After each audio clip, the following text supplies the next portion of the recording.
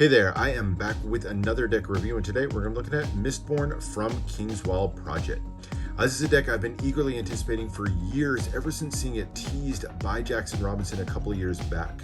It's a deck that's inspired by author Brandon Sanderson's masterful Mistborn trilogy. It's one of my favorite reads in all of fantasy. Here's my copy right here. I love the story that it tells of Kelsier and his thieving crew as they sought to fight against the Lord Ruler and his oppressive empire. It's a great story and one that features one of the most interesting and intriguing magic systems that I've seen anywhere. So, in addition to checking out the deck of cards, definitely recommend checking out the book if you haven't read it already. It's a fantastic read. But we're here to talk about the cards, so let's get back to those. The work that you see here is a collaboration between a couple of different artists. Usually Kingswell Project decks are entirely created by Jackson Robinson, but for this one, he worked with artist Gregory Titus. So Titus did the court cards and the jokers, whereas the back design and the tuck box were done by Jackson. So it's a collaboration between two really talented artists featuring some great source material. Very excited to check this one out, so let's get right into it. All right, so starting off with the tuck box. So it's a relatively flat tuck box, some very, very light embossing on the words, and a very sort of plain design to it overall, meant to give kind of a classy feel to it. It's done on this blue background, kind of has a marbled texture to it, a little bit like stone or something like that. And then the silver writing on here with that very, very slightly raised text. I'm not even sure if it is embossing or just from the foil stamping, but it says Brandon Sanderson's Mistborn and playing cards by Kingswell Project with that silver border around. The design definitely reminiscent, if you've seen the Kingswell Project currency decks, the remakes that he did earlier last year. Very similar vibe to these two overall, so you can kind of see where he got the design inspiration for the Mistborn deck. But as you turn around on the sides here, you just have Mistborn with the silver border on three sides, and then the back just features that silver border. And then you get the little bit of ad copy there on the bottom for Kingswell Project. Of course, Brandon Sanderson as well. And then mentions these are printed in the PRC. I believe these are done by Expert Playing Cards. Not positive on that one, but I think that's where these were printed. As you open up the inner flap, nothing printed on the inside, just more of that stone texture. And you get some really nice interior printing. I believe this is meant to be inspired by the marbled pages that would be on the inside of book covers, that blue swirl pattern that you'd sometimes see in older book printers. It's a really cool effect to it overall. Anyway, that is the tuck box, so kind of a plain look to it overall, but definitely steps up in a big way as we get to the cards themselves. And we'll start with the back design.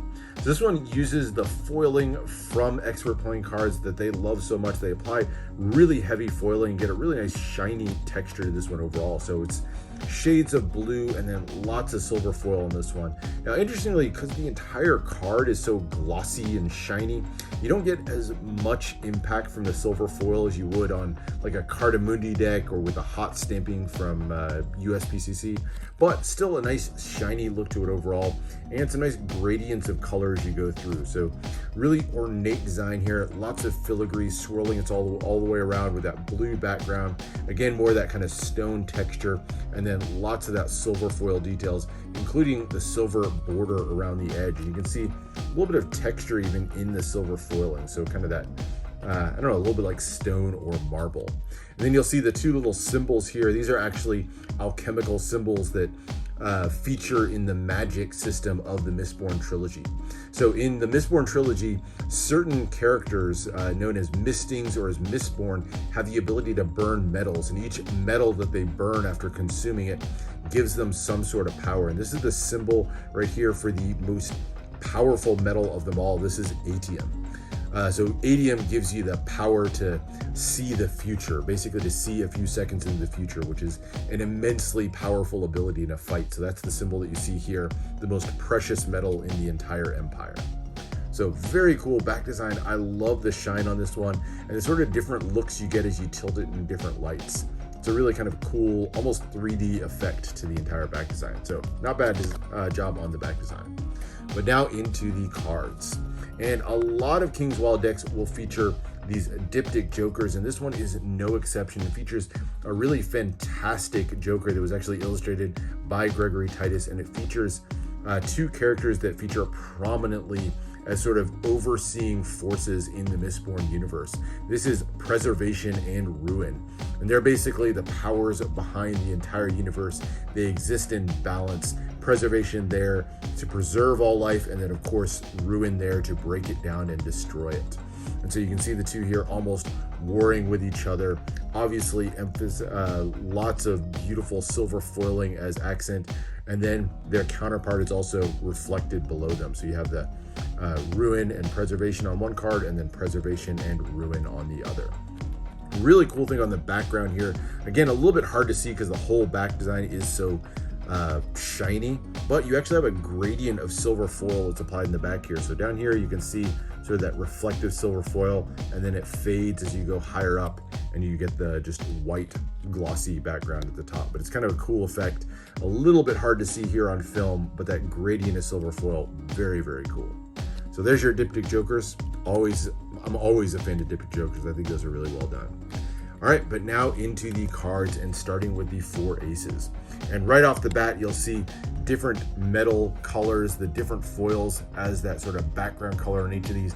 And each one of these suits is going to be inspired again by one of the metals that are burned by the Mistborn in the story. And so start off with the Ace of Spades. The Power Ace, of course, features Brandon Sanderson's Mistborn and playing cards by Kingswild Project on that silver colored border. Again, you get that, stone sort of texture there. And then you get a little alchemical symbol here, and this hints at the metal that's actually featured here. And this is steel. So steel is probably the most prominent metal from the stories and the most fascinating. Those who could burn steel were known for their ability to push other metals. So basically, they could burn steel and then repel other metals near them. And it was an ability they could use to actually fly through the air, among other things. So they could like drop a coin onto the ground and then push on that coin, which would instead lift them up into the air. So effectively, they were able to fly through the air. Very cool ability, and one that really features prominently in the story. And so you can see those accents of the silver meant to mimic the steel metal, and then that spade pip, very kind of crude style to it on the background. Nice large pip and index, very nice, easy to read. And then you get the little kind of white borders down the side. So very cool look to this one. Then we turn to the hearts with the next metal. This is bronze. So those who could burn bronze had the ability to detect other allomancers. So in a world where allomancers are fighting each other and potentially often working in secret, the ability to detect when there was allomancy being used nearby could be a really useful skill. And so that's where bronze burners were particularly useful. And so this sort of gold or bronze color here highlights our second metal, and then with that crimson red color for the pips. Next is the diamonds. This is copper. So this is sort of the pair to bronze. So whereas bronze lets you detect allomancy, burning copper would allow you to hide your allomancy use from others. So if you could burn multiple metals, or if you had somebody who could burn copper near you, then even others that were burning bronze couldn't detect that you were using allomancy. So that's where the bronze comes in. Again, really cool look. You get the chemical symbol for bronze up there in the corner. And then finally, the clubs. And this one, this kind of bluish metal here is meant to be aluminum. Now, interesting that Jackson chose to do aluminum as the fourth of the metals. This one actually isn't very prominently used in the story. Aluminum isn't terribly useful. What it has is it has the ability to burn away all of your other metals that you have in your body. So if you consumed other metals, but then you burn aluminum, it basically burns away all your metals in a flash. So it's a good way to disarm another allomancer, but really not much else other than that. So there's your 4 different metals. Love the 4 different foil colors and the great contrast between them. That silver, gold, bronze, and bluish color. All right, so the number cards follow the same pattern. So each one of them uses the chosen metal as the background, features the symbols in the corner. So the steel for the spade pips with that really cool slate in the background. And then into that goldish color or the bronze for the hearts. And then next we go to the copper plates that are used for the diamonds. And finally, the aluminum or that bluish color that's used for the clubs. All All right, so there's your number cards. Nicely done, custom feel to them, and a great fit for the theme overall. But now we get into the court cards, and not only is this where I think the best artwork is done, some brilliantly drawn court cards, but also this is where the story really unfolds. And so the court cards feature some of the well-known characters that are featured throughout the Mistborn story, starting with the Lord Ruler. So the King of Spades here has the Lord Ruler. You can see that fantastic illustration, the detail, the shading on the two-way courts. Just a really beautiful depiction. And the Lord Ruler is the oppressive tyrant over the final empire. So he's sort of the antagonist of the story. He's the one who suppresses the use of allomancy throughout the land, and he sort of ensures that the noble class is able to keep the peasants, known as ska, down and in their place.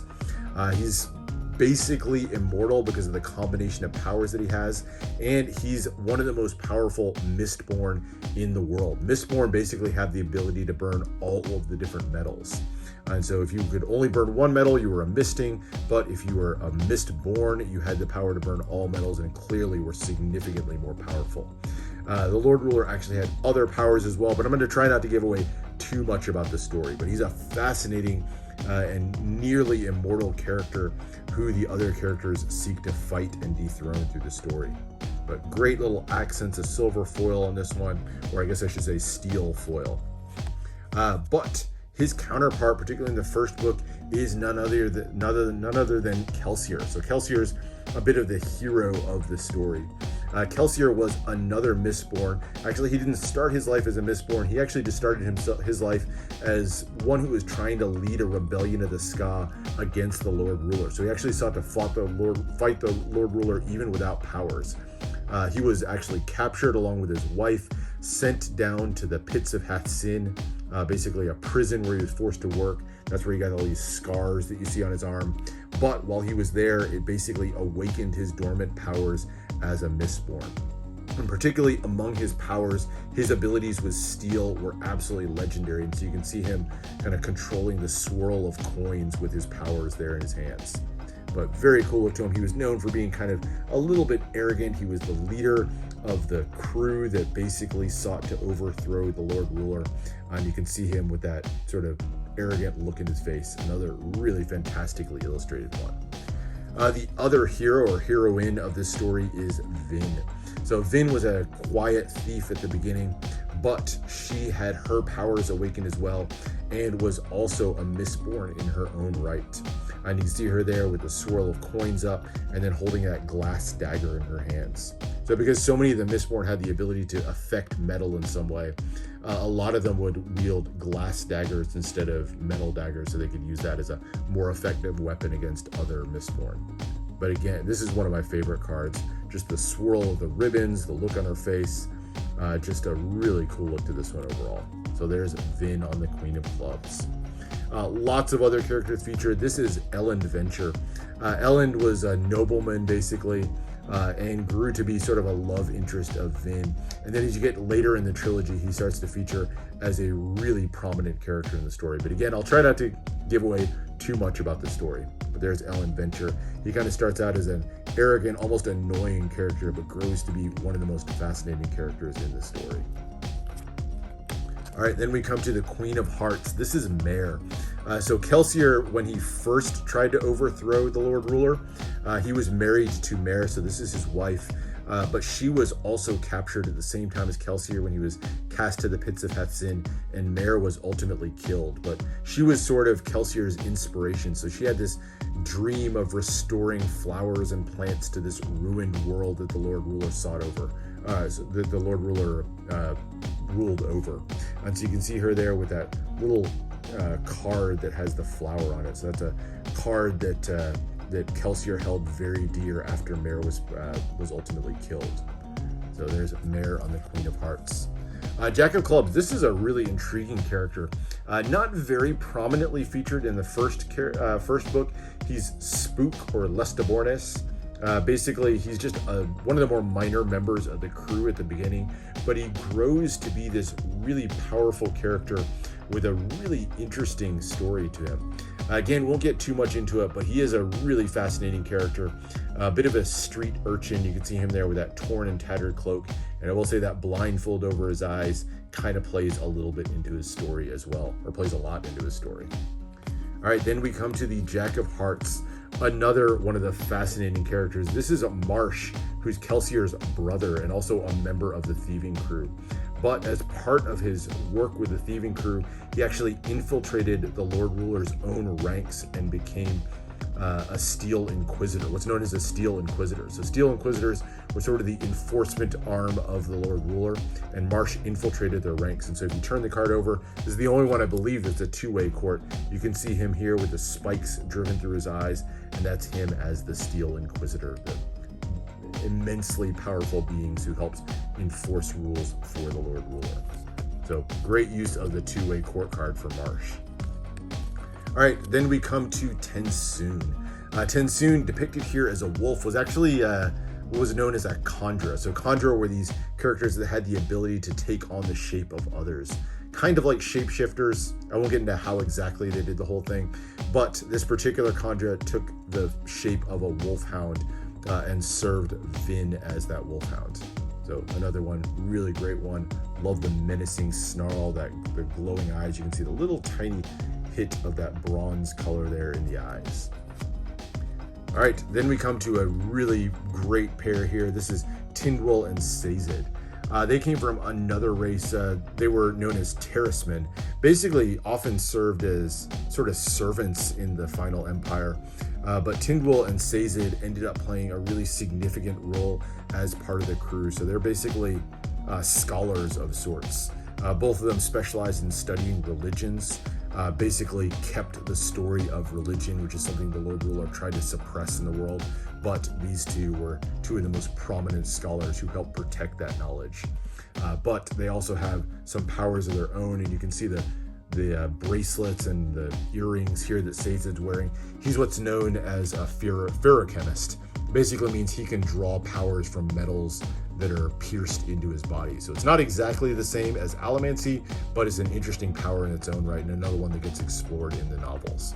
So there's Stazid and Tyndral. Then we come to a Steel Inquisitor. So I mentioned Marsh infiltrating the Steel Inquisitors as that enforcement arm of the Lord Ruler. And here's one of those Steel Inquisitors here with that menacing looking axe, the spikes through the eyes. These characters had just tremendous amounts of power and were feared throughout the land. So really well captured on this one. And then we come to the Colossus. And I guess, yeah, this is the last one of the courts. The Colossus were these gigantic hulking creatures depicted here on probably my favorite one of the court cards. They were actually blue-skinned and they basically grew for their entire lives. So they never stopped growing. So you could tell how old one was by how big they grew. But interestingly, their skin didn't grow. So their skin, when they were really young, would be like loose and hanging off their body. But then as they grew older, grew larger, they would actually stretch their skin almost to the point of tearing it. So this is a particularly old and large Colossus here, carrying that huge, just massive sword. So really Herculean strength that these had. And again, really just sort of menacing part of the Lord Ruler's army. And that is the court cards. So like I said, drawn by Gregory Titus, and he did a phenomenal job with the courts, and what I think are the absolute highlight of the entire deck. And as far as handling on this one, gotta say it is rough. You don't get these for the handling.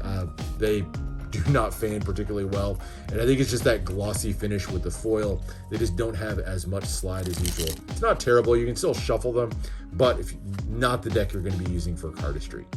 Now this is only one version of the deck. There's also the Gilded Skadriel edition, I think they're pronouncing that right, and it comes in this really cool leather or kind of leather covered box here.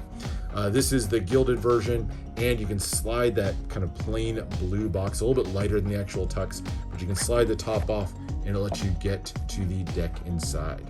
Now the tuck for the gilded version is exactly the same. You will not find any differences whatsoever on the tuck, just that outer box that comes with it.